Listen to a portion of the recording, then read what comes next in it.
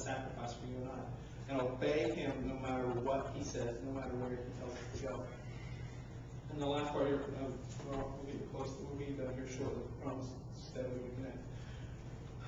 It says, follow me. Follow me. And we know, because we know the end of the story, that the reward is great. We know that. But in the interim, the cost is great as well. Remember that old hymn? I surrender all. I surrender all. Remember that? I think in today's culture, we could redo it. Everybody likes to redo the songs. So we're just going to do this one. I surrender 10%. I surrender 10%. Oh, you know. We like to do that, but Jesus has said, follow him with every fiber in your being. I mean, be crazy fanatical for him. Be on fire, nuts for him. Last fall, I went to Stillwater, and it was not for a football game. I do like OSU, but I was there for another reason, and my wife and I were down there, and we were just doing stuff. But it happened to be game weekend. Have you guys ever been to OSU, been to Stillwater on game weekend? Okay. In case you don't know, it is a gigantic sea of orange everywhere. Their faces are painted with war. I mean, people are screaming, and just a massive sea of orange through the streets. I mean, cars don't have the right of way any longer. I mean, if they're in orange, they automatically have the right of way.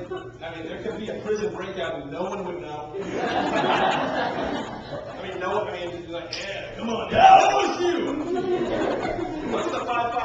No. That's the score for the game, I swear. That's what's going to happen.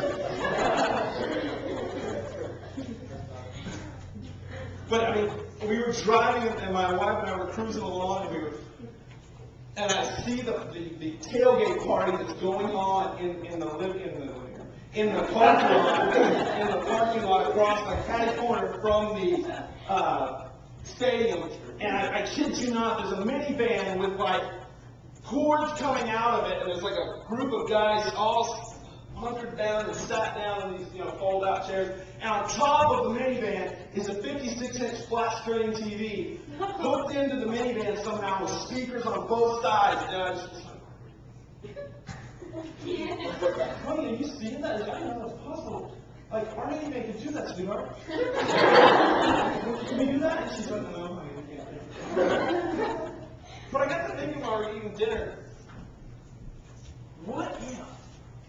what if the church, what if we as Christians got that excited, got that amped up, got that crazy when it came to coming to church, sharing the gospel, having Bible study? Church would look so different.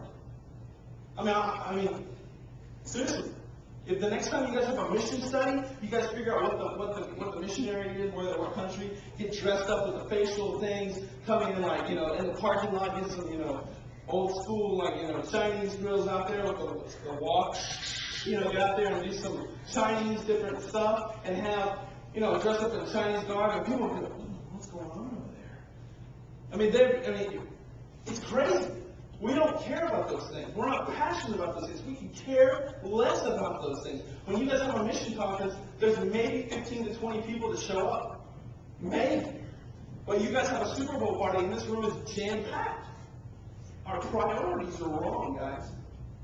I know that this is sometimes not the most seeker-friendly thing, but our priorities are wrong.